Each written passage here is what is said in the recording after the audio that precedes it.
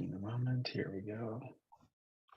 All right. So, welcome back to the Protocol Town Hall, a guest talk series every 2 weeks focused on protocols and protocol research. Today, we are talking with JoAnne Yates about global standard setting. Our next town hall will be a researcher salon on Wednesday, October 25th, I believe, with Timber Schroff on his Summer of Protocols research project titled Safe New World. You can find the program calendar along with pre-meeting reading materials linked there. And as always, if you have speakers to suggest to us, please let us know in our Discord server. So now I will go ahead and hand it off to David to introduce our guest speaker today. Thanks, Josh. So for a decade, I spent my time starting and building ocean technology companies, and our goal was to move that whole industry forward. And we tried to do it by building low-cost tools. But about a decade into it, we came to this conclusion that the real challenge of the industry was between companies, not something any one company could do. And so we set about trying to build a standard, an ocean technology, an ocean connectivity standard. And when I walked into that world, it was really hard to navigate. The opportunity was immense, but it was also hard to know where to look. And I'm so grateful to have come across this book, Engineering Rules, and JoAnne and Craig's work, because it set the table. It gave me a perspective on this really powerful movement. It got me even more excited about this challenging standards work that we were undertaking. And so every chance I get, I tell people about the book, I tell people about JoAnne's work, and I'm excited to introduce that to all of you. So JoAnne, take it away. Thank you very much. Let me get my screen. Oops, I can't do that. See if I can get it to share.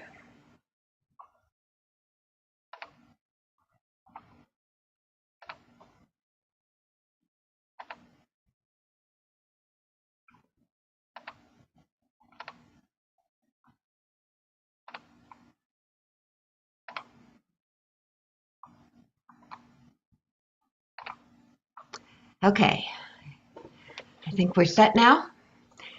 So I'm going to talk today about the trajectory of global standard setting.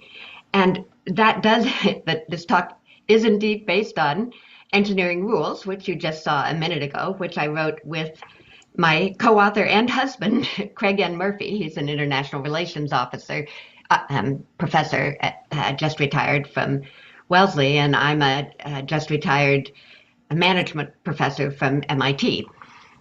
And the book and this talk traces the trajectory over time of private voluntary standard setting since 1880. It has implications for the future of standards-related organizations and activities as well. So I don't think I probably have to say much about this point for this audience, but standards provide the infrastructure for modern life. We couldn't do most of the stuff that we do without standards, whether screw thread standards for bolts and hoses in your plumbing, or chargers for your new EV. We need all these things to interoperate and to work together to make our world, and that wouldn't happen without standards. So the particular piece I focus on, though, is not the standards themselves, but it's a process, the standardization process, and in particular, the private voluntary consensus-based standardization process. That process, if you think about standards as on a continuum, you can think of the market on this end and government regulation on this end, and in between, there are other types of standardization. On the market end, you get standards wars, for example, between firms. So Blu-ray versus DVD, fighting it out in the marketplace. And this is a lengthy and often costly process, costly to the losing firm, of course, but also to all the consumers who have bought the wrong device, as it turns out. On the other end, you have government regulation. But it turns out, interestingly enough, that governments generally don't like to set standards themselves because that means that they're going to alienate some part of their constituency. So they don't like to do it, and they lack expertise often to do it. So they prefer if they can get private bodies to set the standard, and then they can put that standard into legislation if it's one that needs to be legislated around. But they prefer not to do it themselves. So in between those two, there's this huge world of private voluntary standardization bodies. It's this immense set of organizations nested and related in various ways, from domain-specific societies like the IEEE for electrical engineers or the Society of Automotive Engineers, through national bodies like in the US, ANSI, the American National Standards Institute, or DIN in Germany, BSI in the UK.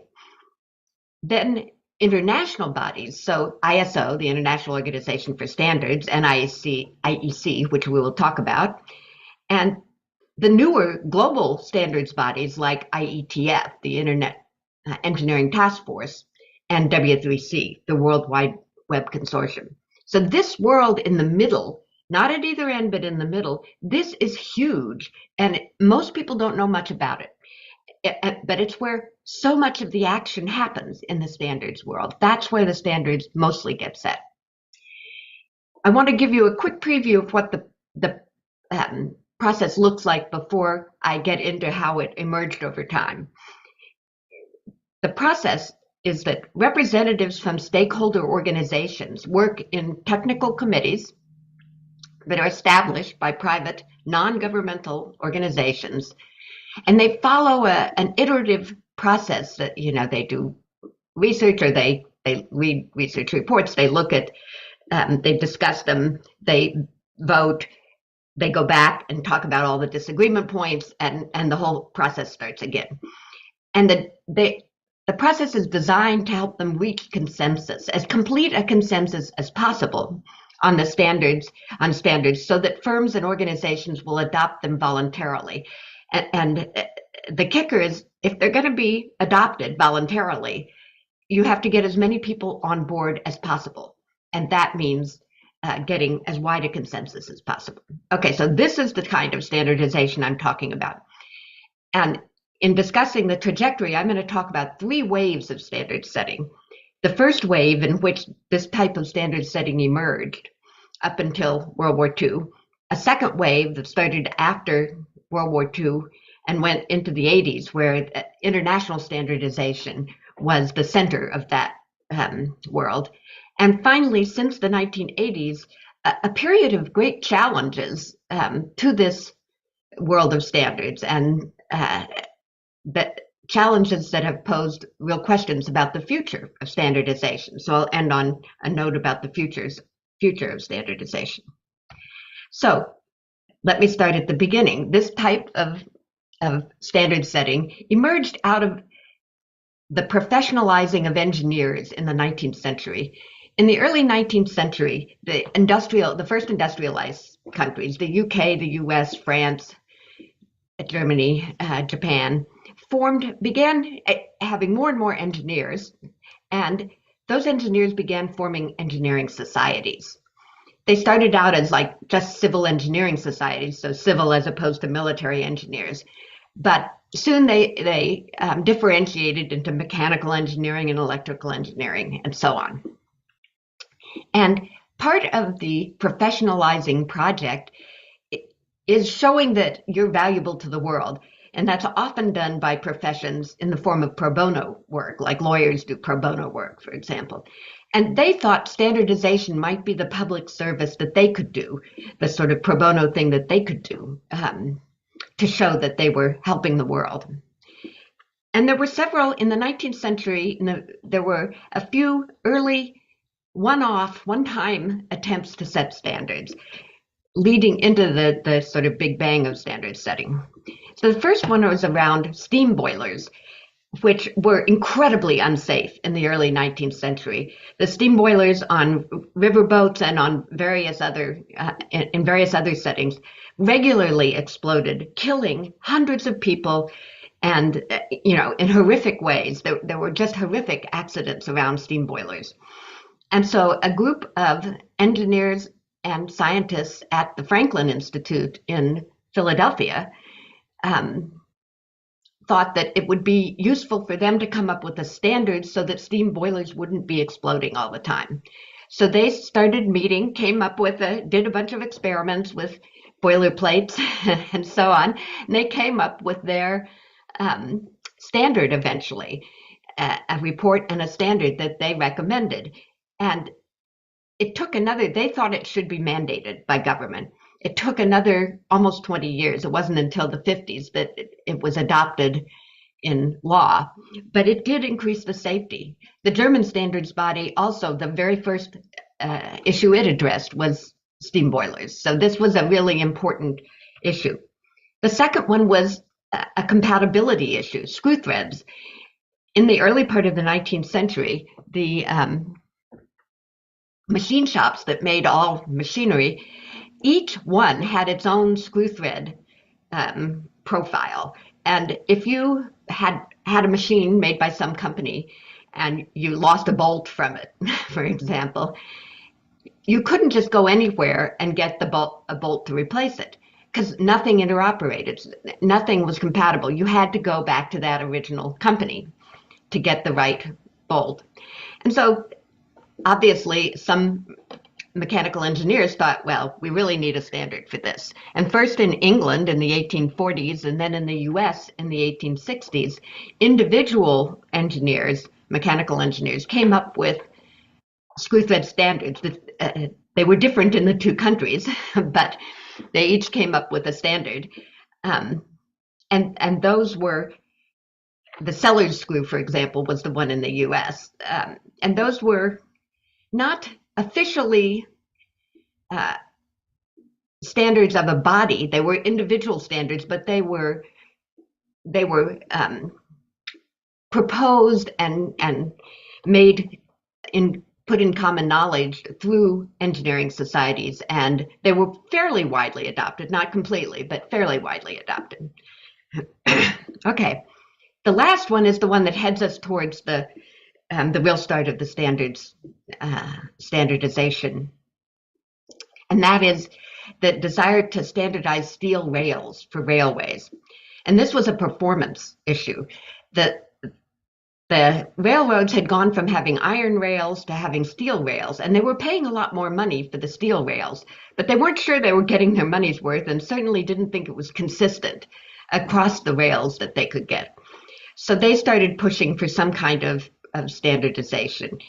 And over a period of time, 3 or 4 different engineering organizations, a mechanical engineering organization, a mining engineering organization, and so on, got involved and did various stages of this process. And there wasn't a clear way that they all related, but they did finally come up with a standard that included information on the cross-section of the rails, on the composition of the steel, etc.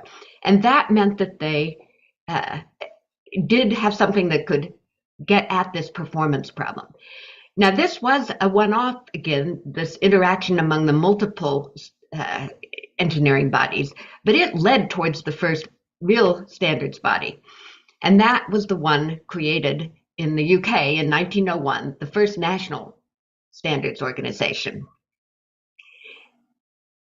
And it's the forerunner of BSI, the British Standards Institute now. This is the gentleman who was the first president of it, Sir John Wolfe-Barry. He was a very eminent civil engineer. He built one of the very important bridges in London. And in that first decade, he helped develop this set of principles for how this should operate. First, and importantly, you needed the participation and balance of all stakeholders. So that was producers, users, and unaffiliated engineers. And none of them could dominate. You had to have all of them in some sort of a rough balance. that was a key principle of all this. The users, by the way, included government departments on occasion, but government wasn't otherwise involved. They were just there as a user. So the War Department for certain things in the UK, or the India office for some, if they wanted a locomotive standard for use in India on the railroads there. So they were users, but they weren't running the show.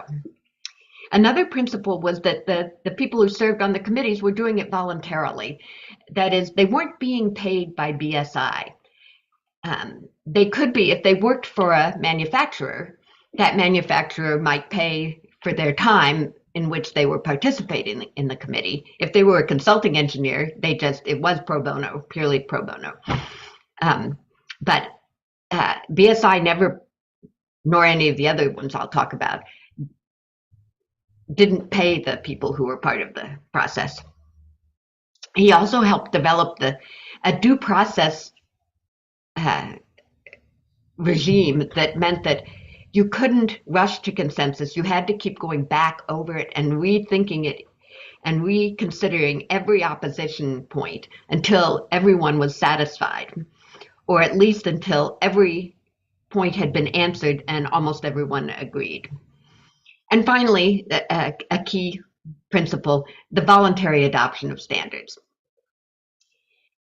This gentleman is less important in this first stage, but more important to the whole history of standardization.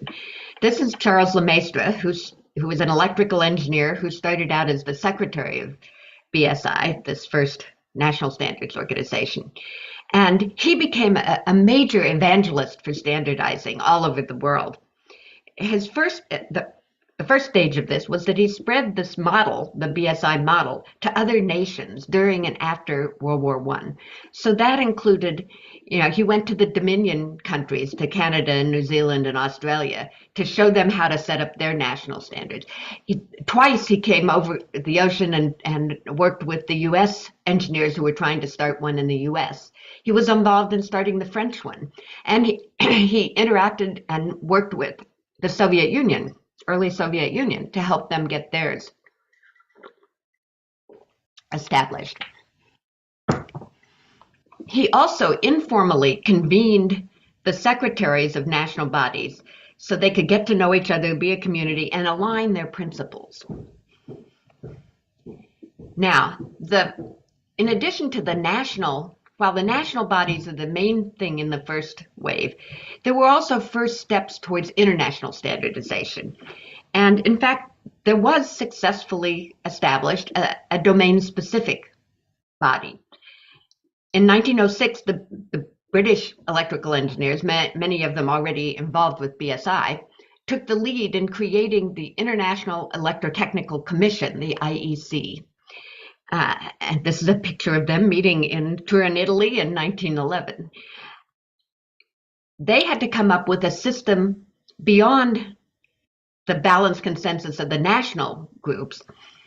They assumed that and recommended that for the national groups, but they had to decide how international was going to work. So they decided that national delegations would be chosen by electrical engineering societies, and each national delegation would have one vote. There was a great deal of discussion about this in the minutes of their meeting in which they're debating their charter. And it was very important to several of them that the government have nothing to do with choosing the national delegations, that these be non-governmental, chosen by electrical engineering societies. Charles Lemaitre, our friend from Secretary of the BSI, became Secretary General of IEC from the very start of it to 1953 when he died. You can see him right there.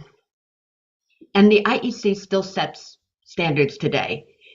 If any of you have been involved in any electrical standards, you probably have run into the IEC. There were also first steps towards the next stage. So IEC was domain specific, right? It only did electrical engineering stuff. But the national bodies had broad scope, right? They could do a lot of they could do chemical engineering or mechanical engineering or electrical engineering, et cetera. They had the whole scope. So there were first steps towards an international and broad scope body, although it was unsuccessful in this case. In 1926, the representatives of the national bodies met in the US to form a broad scope international body. And you can see here, that's Charles Lemaistre again. He is coming off the boat from Europe, and behind him are all the secretaries and other representatives of the national European continental national bodies as well, all of them in their top hats there. It was a messy attempt and that led to an unsuccessful outcome, frankly. So it started out with a big conflict over the metric versus the inch pound system, with the US and England on one side and a lot of the European countries on the other, and a few other other countries here and there. So they had big arguments at this first meeting and reached no conclusion at the 1926 meeting. But by 1928, they came together again, and ISA, the International Standards Association, was formed in 1928. But neither the US nor the UK were part of it because of the inch metric fight. It was only going to be focused on metric. And the US actually 2 years later did join it, but the UK never joined it. And it was dominated by the continental nations, Germany, France, and so on.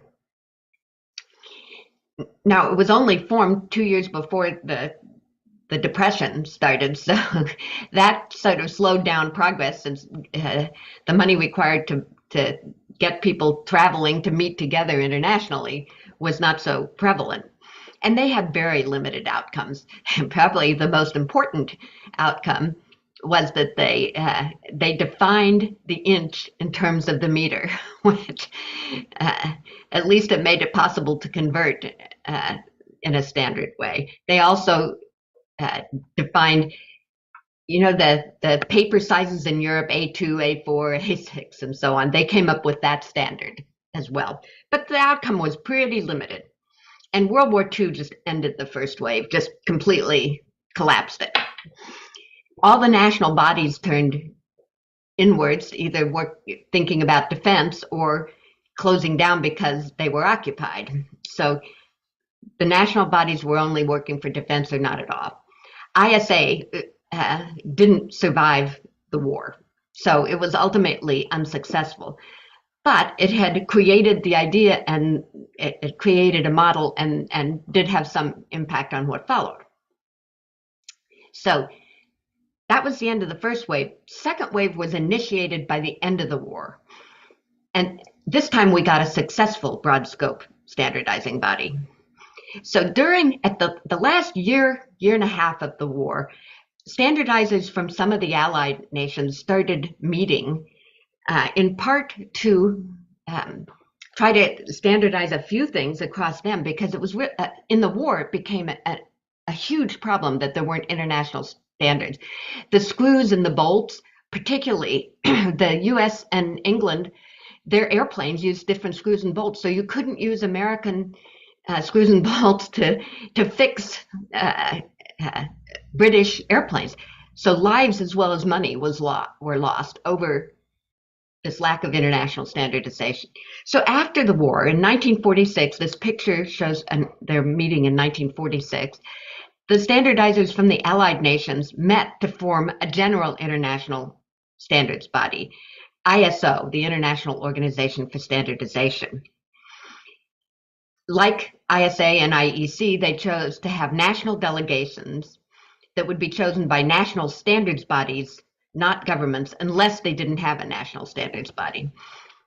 And the IEC would act as ISO's electrical division. So they didn't need to get up and going on the electrical dimension because they already had that going in IEC. And you can see right there that Charles Lemaistre is a very small person in between two taller people there. He's now getting quite old, but he's still involved. And of course, so the IEC, of course, had to be part of this whole picture. And the other super important thing was that these guys were all internationalizers. Internationalists. They believed strongly that all nations should be involved. And it, just like they wanted all stakeholders, they considered all nations to be stakeholders.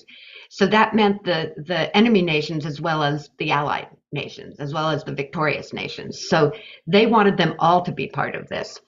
And Charles Lemaistre particularly was active in this effort. He and a couple of other standardizers worked very hard to get Germany and Japan and Italy into it, and all three of them were brought in before he died in 1953. And this was years, and in Germany's case, decades before they were accepted into the UN. The leftover animosity from the war would not let them be admitted to the UN for 20 years, the Germans, but they were part of ISO. So they believed strongly that everyone should be part of it. And that was what Charles Lemaistre really worked hard on at that last period. So ISO then became the center of an elaborate international standards system. Initially, it got a slow start. The first Secretary General of it was an American who was not a standardizer and really didn't quite get it. So it didn't get going very rapidly. But by the time that the third Secretary General came in, Ole Støren from Sweden, he became Secretary General from 1968 to 86. And he drove all kinds of things. They set many standards. They went from setting maybe 10 standards a year to setting hundreds and thousands of standards a year. They began work on bringing developing nations into standard setting. Ole Støren really believed in this. And you can see him here in China in 1978. This 78 is the year Deng Xiaoping came in, and it's the year that the People's Republic was brought into ISO, the standards group. So he was very big on that. You can see his wife, two people over from him. For the most part, this whole story is all about, unfortunately, is all men as standardizers. It's not till you get quite recently that you have more women in it, but that was his wife who traveled with him on a lot of things. He also proactively targeted new technical arenas like containers and computers. And containers were perhaps the archetypal standard of the second wave. They had a huge impact on global industry and markets. So the whole global economy emerged in that period, in great part because containers made it cheap to ship things to different locations around the world. So that was a very important development. The containers are often seen as the high point of this period of standardization. So the change from the second wave to the third wave was not as dramatic as World War II, which kind of split completely the first wave from the second wave. Aspects of the first wave kind of kept going, but this new thing started happening, which was challenges began emerging. And one set of challenges were around a proliferation of new types of standards organizations outside of, but competing with the ISO system. And then there were a whole set of other challenges as well. So let's look at the proliferation. The first piece of that is a new type of standards body that emerged out of the computer internetworking industry. So in the 70s, proprietary and government networks had developed. So you had the IBM network and the ARPANET network and so on, but they couldn't talk to each other. And there was a need for interconnection. So ISO, under Støren, created the Open Systems Interconnection, or OSI, committee in 1978. And the purpose of this committee was to come up with a system by which you could interconnect these. They started with trying to standardize a framework for it. This is a drawing from one of their meetings of the framework that they came up with. It has 7 layers and is still actually referred to. It's an important framework. It goes from the physical to link to network to transportation to session to presentation and application. And by 1982, they had standardized that framework. So 4 years to standardize the framework. That's typical for ISO, 4 years to standardize a system, something like that. But then they bogged down completely. They then needed to go back and take each of these layers. For each layer, you needed to go back and put some standards in it, some specific technical specifications in it. And they bogged down completely. They tried to please everyone, and in the process of trying to please everyone, they ended up pleasing no one. In fact, there were cases where, for a given level, they put multiple incompatible standards in there. So you could get an implementation where two different companies had implementations, both of which matched the standards, or fit the standards, was standards compliant, but they didn't interoperate. So, what was the point, right? It just was not working. And meanwhile, on another front, in 1983, the US Defense Department spun off the civilian internet out of the ARPANET network that had already been working in the defense community. They spun off the civilian internet, which used TCP/IP protocols. And by the early 1990s, because of the failure to fill in the 7 layers, and because, new startups making modems and things like that, hardware connected with these things, needed some standard. They needed to feel like they were doing something that would match with other people. And the one thing that was up and working was TCP/IP. They went for that. So it became the de facto internetworking standard. And by an accident of history, then, the Internet Engineering Task Force, IETF, became a de facto standards body. It had been created as an informal body to specify protocols for the Internet. They had no sense that they were a standards body when they were formed. They were a group of people, many of them graduate students, who were just supposed to specify the protocols. You could see that they didn't consider themselves standard setters. They didn't call them standards. They called them the messages they would send to the documents that laid out the standard, what we would call a standard, were called requests for comments, or RFCs. They were a very loosely organized group of people with a very freewheeling and often aggressive style, and also a countercultural element to it. Even though this was from a spinoff from the Defense Department, there was a lot of anti-authoritarian attitude in all of this. And part of that comes out in the fact that they decided there would be no official membership. Anyone could attend. There would be no national delegations. They thought that if they were going to state who could attend, who were officially members, then it wouldn't be democratic. So it considered itself more democratic than traditional standards bodies. But it posed a series of challenges to the existing standards principles. First of all, there was no guarantee of balance. If Microsoft wanted to dominate a certain standard, all it had to do was send 20 or 30 of its engineers to a meeting, since any number of people could attend, right? So there was no guarantee of balance.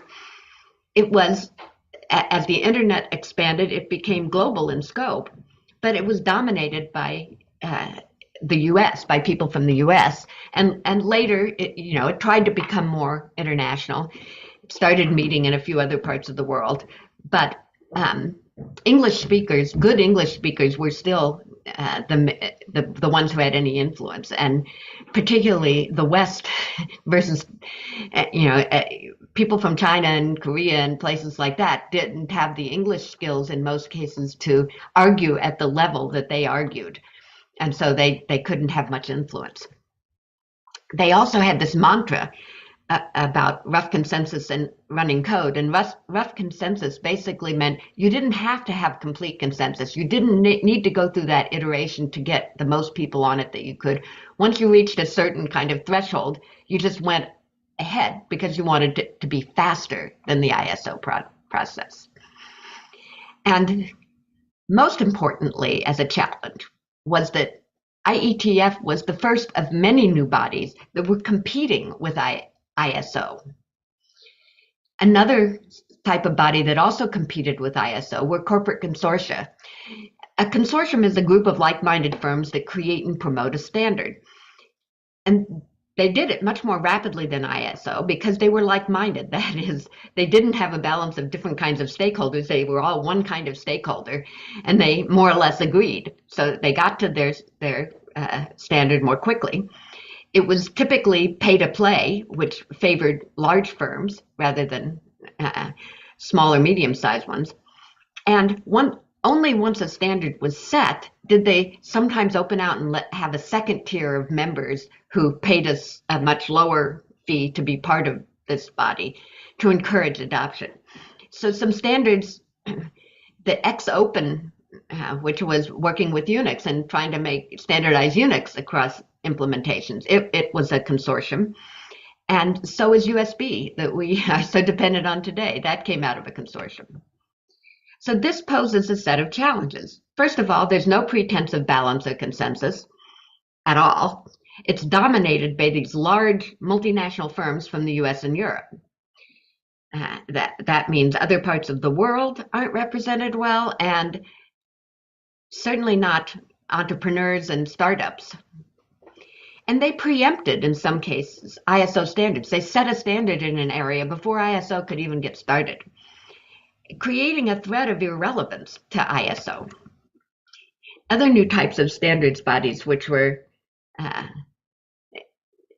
World Wide Web Consortium, for example, is named consortium, but it was actually hybrid. It was trying to actually have some consensus and a sliding fee to allow smaller companies to participate.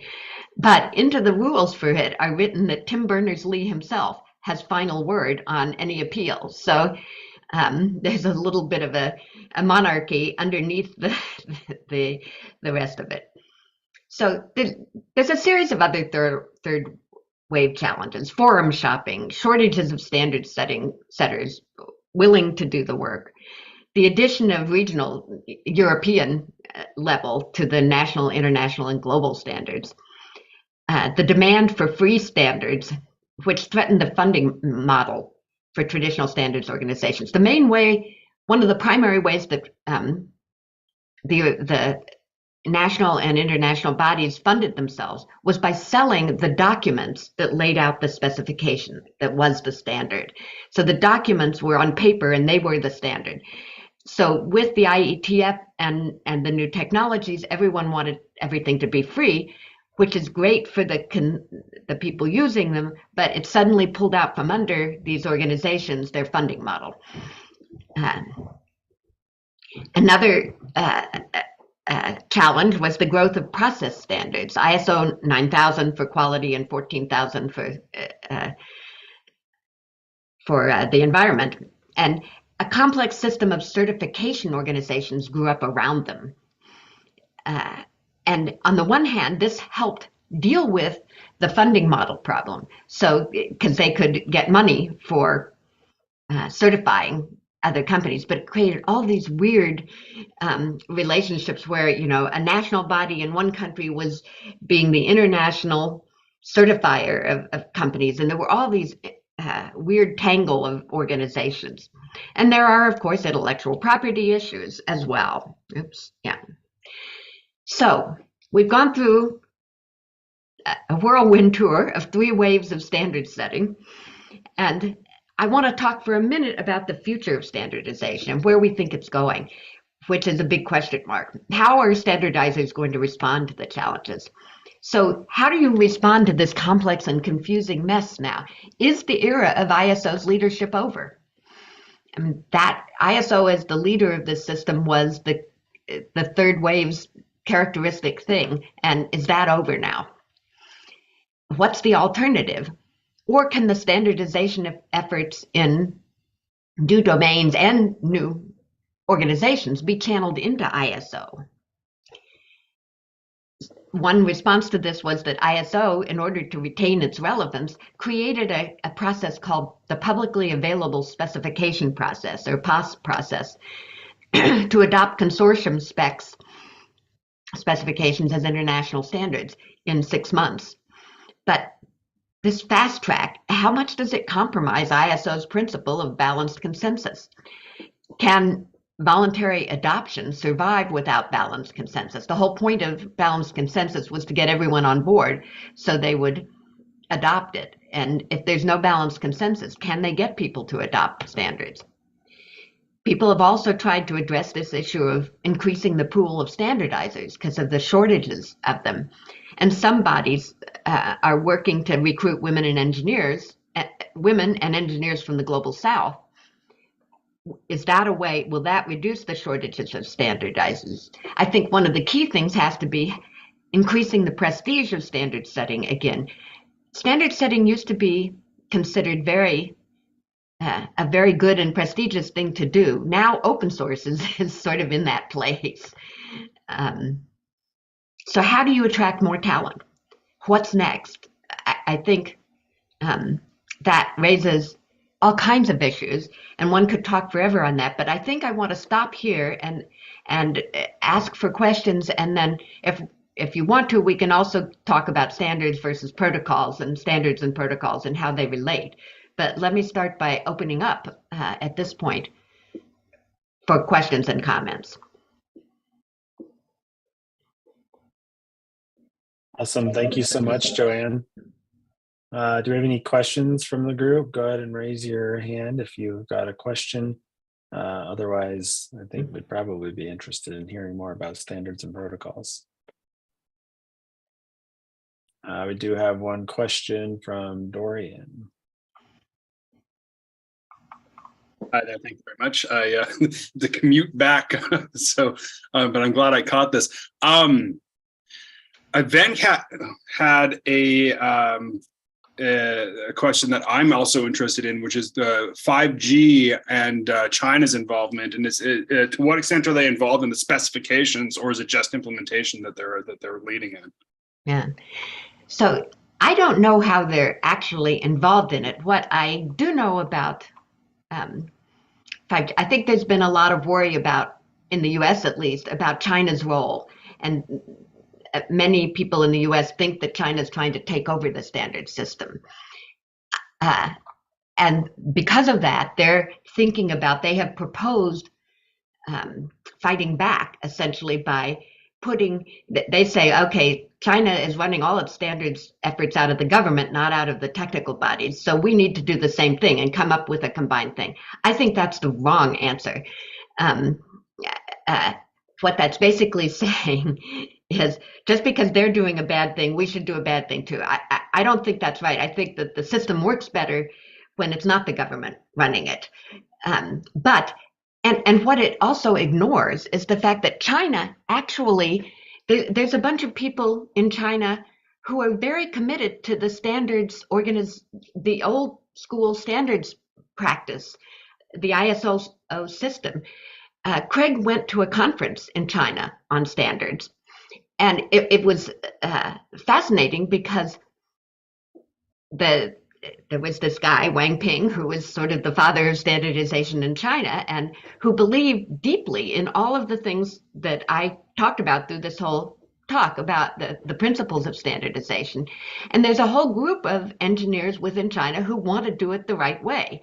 So in some ways, just giving into their efforts is not, I think, the right thing to do. I think a better thing to do is to try to encourage the piece of the Chinese economy that wants to work on to work with the ISO and other agencies in the way that they have traditionally worked. I also think they don't always understand. They point to people who have become the chair of ISO, for example, or the chair of IEC at some particular time. But the chair isn't the key piece of it all. The Secretary General is.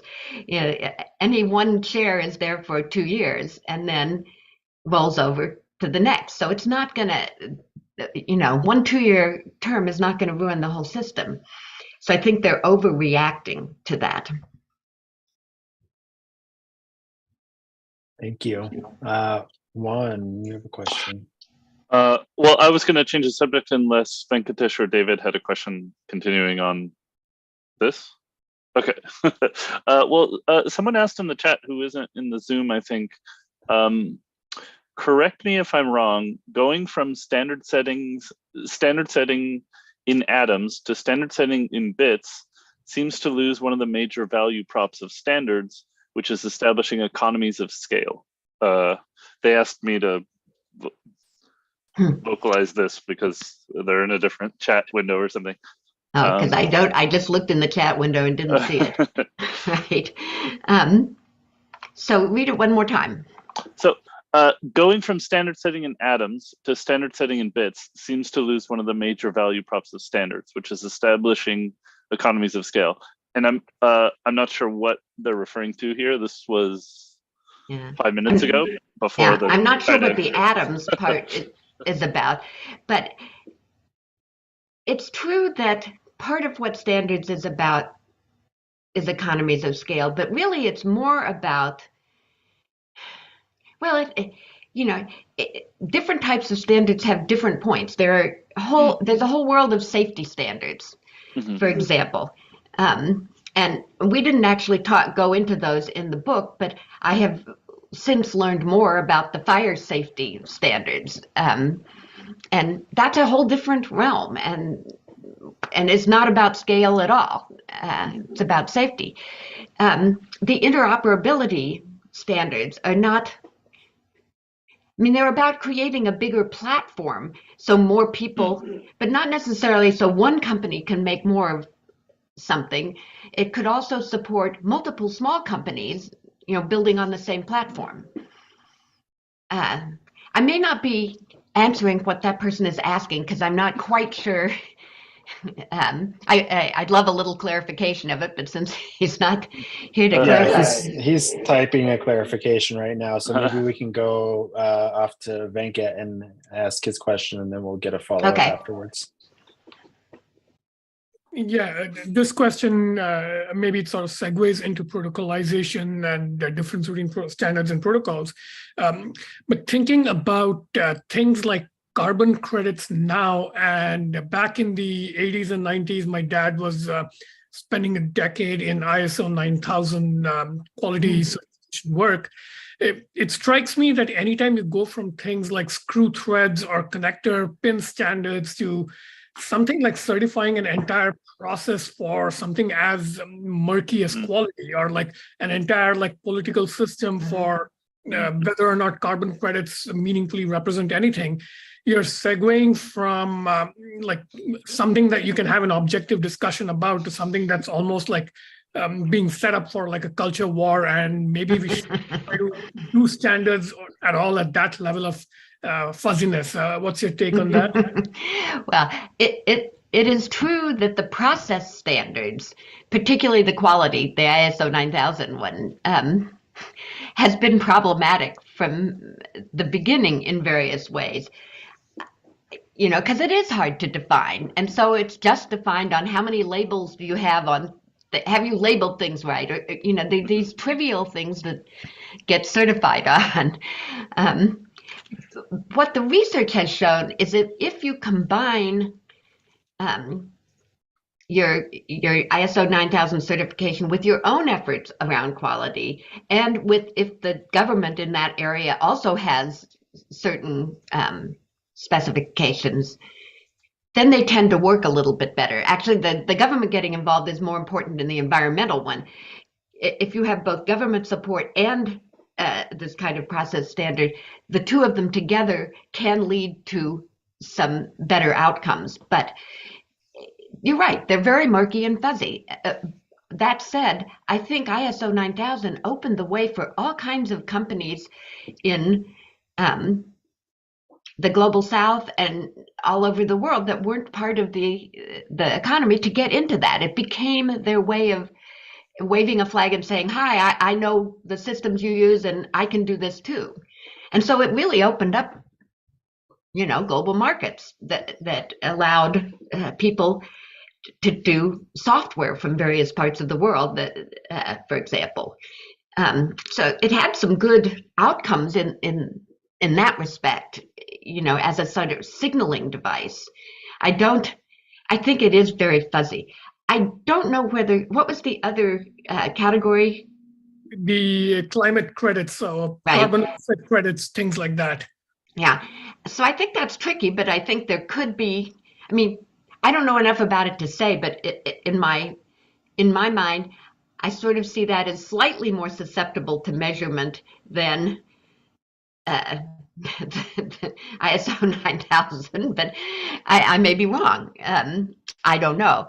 And it does set up this need for certification. And once you open the door to all these certifying agencies, you get all these options for conflict of interest and other things that happen. So at its best, process standards can work well, but and in fact, on the environmental ones, let me say that because the international treaty system has utterly failed to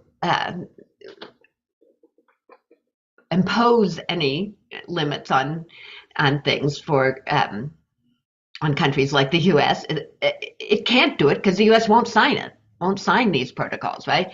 So if they won't sign it, this is what we have left. Standards are what we have left, and they've done a little bit, not as much as we would like them to.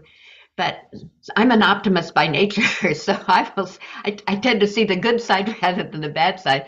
But I think that at least they're trying and having some small wins, and that's better than we're doing on a treaty level at this point. A very quick follow-up, since it just occurred to me, and you are an educator, so you probably have an opinion on this.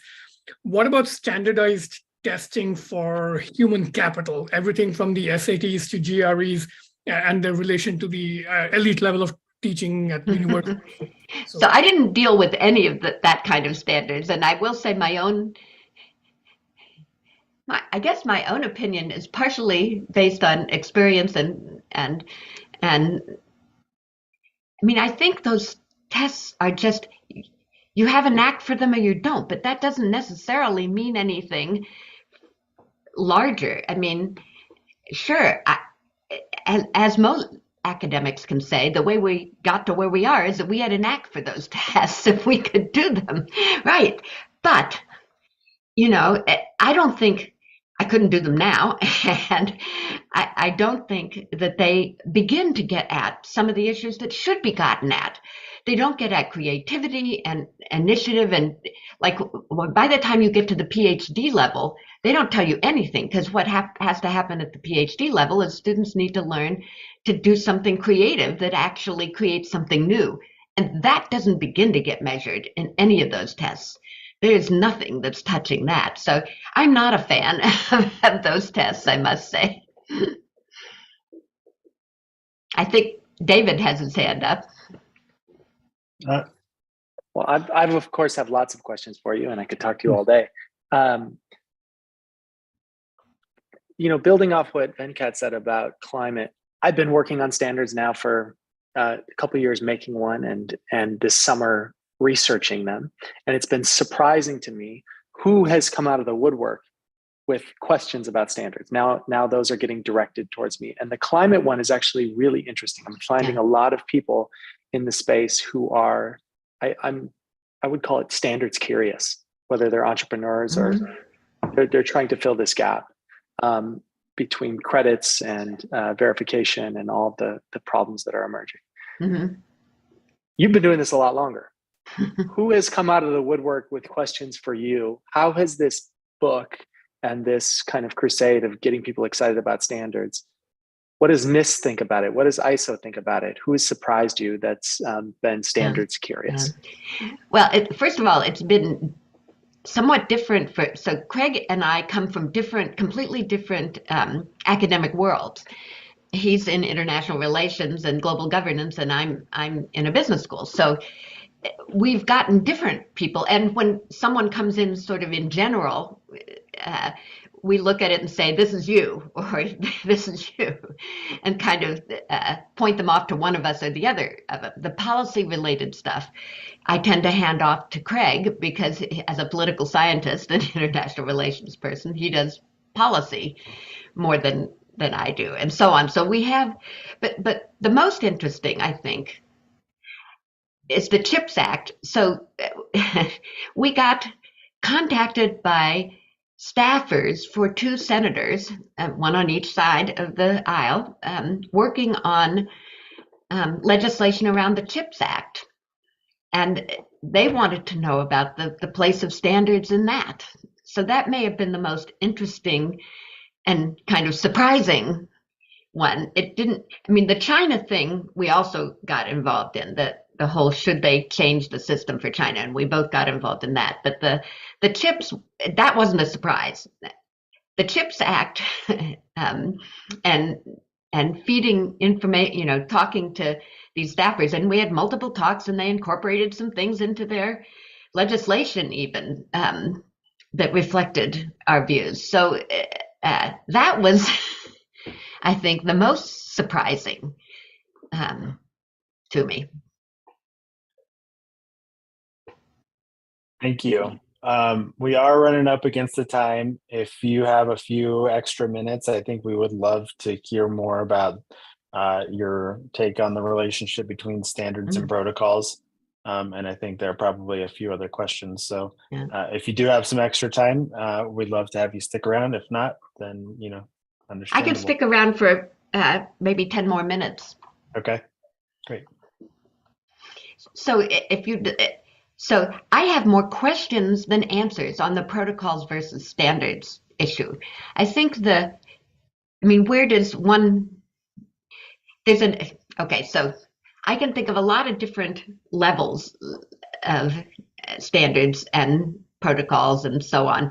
And I don't know where one starts and another ends. I think there must be overlap, but TCP/IP is a computer protocol, right? So, but it's also a standard.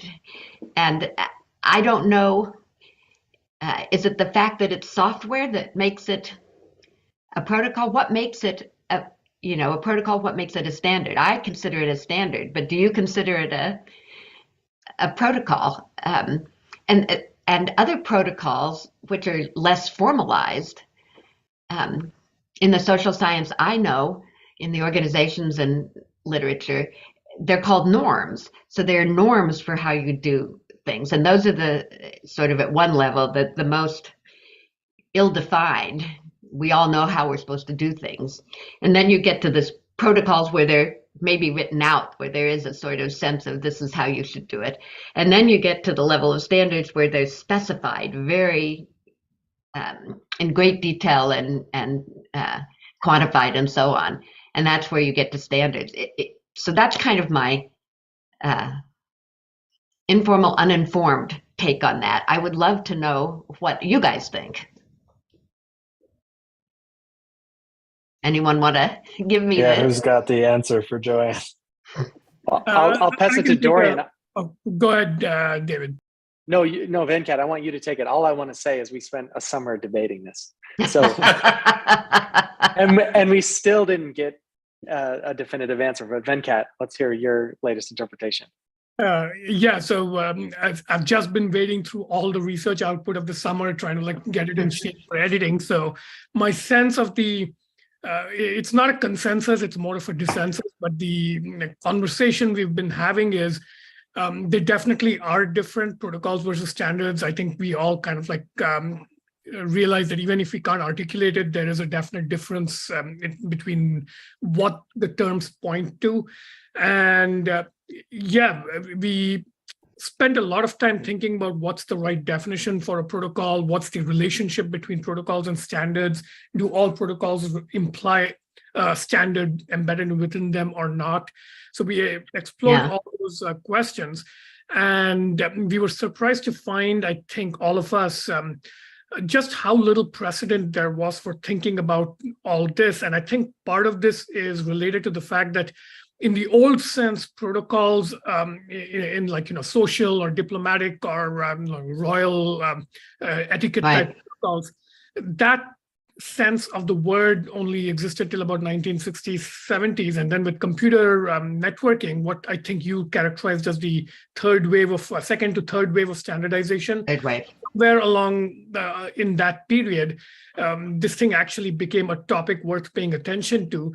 But I think until like as recently as a few years ago, when there was a proliferation of actual protocols competing for important markets, like, Twitter versus its competitors is a protocol war rather than a standards war.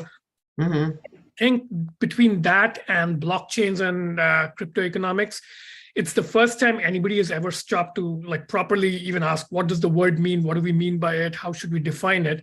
So I would say my consensus, my take on the consensus is that it's a very new subject, which is surprising because it sounds like it should be an old subject. Yeah. But people have only started thinking about it in the last decade, I would say, in a serious way. So yeah, I think we're all in the same boat that you describe yourself as being in, but we've made some progress over the summer, and hopefully some of the output will get at that, including David's essay on standards, which touches on protocols as well. So wait a minute, someone just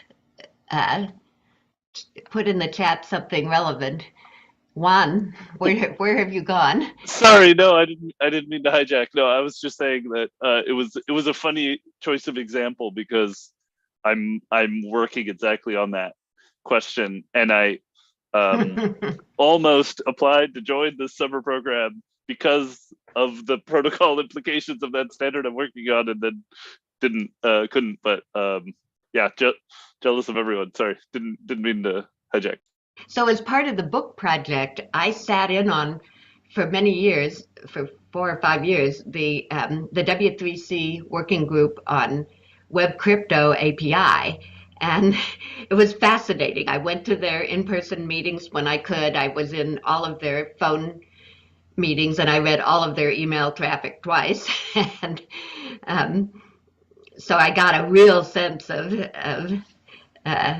W3C in that, but it wasn't on Twitter. It was on the Web Crypto app and API, and boy, it was contentious. I gotta say, very, very contentious, and there was quite some fights in that one. Was that the super controversial DRM one? Not the DRM one, although that kind of Netflix was present in this committee, but not as a negative force, actually. Someone else was kind of hijacking the editor of the spec was, well, you'll have to get my book and read which chapter is it? You have to get. Yeah, I think it's chapter 7 that it's in, where I talk about the whole process in that committee. So it was actually a rather fascinating committee to have sat in on and been part of. And I learned a lot about standardization in that realm, which is very different in many ways from other ones. I think one of the things that might be different in protocol. So let me say 2 things about protocols before I have to get off. First of all, one question I think you guys should be asking is who sets protocols and how did that develop? Is there a trajectory similar, or at an earlier stage perhaps, but similar to the one for standards organizations? Is there something for protocol organizations? One thing about standards organizations is from the beginning of the 20th century, they saw themselves as all related and part of a community, a transnational community, and they talked to each other all the time, and they aligned their principles and so on. Is this going on in protocols or not? That's something I think you guys should be looking at and thinking about. And has there been a progression of types of, if so, has there been any progression of the types of organizations? Those are the kinds of questions about not a specific protocol, but about the organizations and the types of processes that end in protocols. What can you know about that? I would suggest looking down that direction and seeing about that. I think it's really an interesting topic for exploration. Has anyone gone into that, compared the various organizations and seen how they interact? deep journalistic work. I don't know if we have journalists on any. That's a good question of who went the furthest back in like the history of protocols. I think it would be Timber's study on safety protocols in coal mining. So that I would say is the one example we have, the coal mining safety one. And I think my takeaway from that is the conversation happens, but within a single community. It's not across communities trying to set standards for bolts and nuts across domains. It's like the coal industry does a coal safety protocol. The Ethereum community has a whole process for discussions around Ethereum protocol upgrades. But it's like it almost feels like an internal version of the more outward oriented process you've described. Yeah. I think one of the advantages of standards is, and I do think Charles Lemaistre was key to this, was sort of consolidating the community of people who are doing things like this, and they're each interested in a different specific standard, but they came to understand that they were all part of this big effort, and it's something that supported that standards community and kept it going and kept it growing for so long. So I think that's valuable, and maybe some of that is needed with protocols. On the coal mining example, I would say that on the one hand, it's good to have safety standards that an industry comes up with, but the industry players are likely to have a money-saving orientation. So I would say you need to have multiple representatives of multiple stakeholders, which would include, you'd have to have, by the stuff the standards, you would need to have someone from the coal miners. You'd need to have representatives of the coal miners as part of that, not just the coal mining companies. So it would need a broader stakeholder base to fit this model that I've been telling you about, and that might be good for it. I mean, maybe part of the problem is the protocols don't have that same infrastructure of community and sharing knowledge. I don't know, but it's at least worth exploring whether that's the case. Awesome. Thank you so much, JoAnne. We are 10 past the hour here, so I want to respect your time and let you get off, but we appreciate you taking the time to chat with us today. And for all of those who want to continue the conversation in the Discord thread, please go ahead and do so.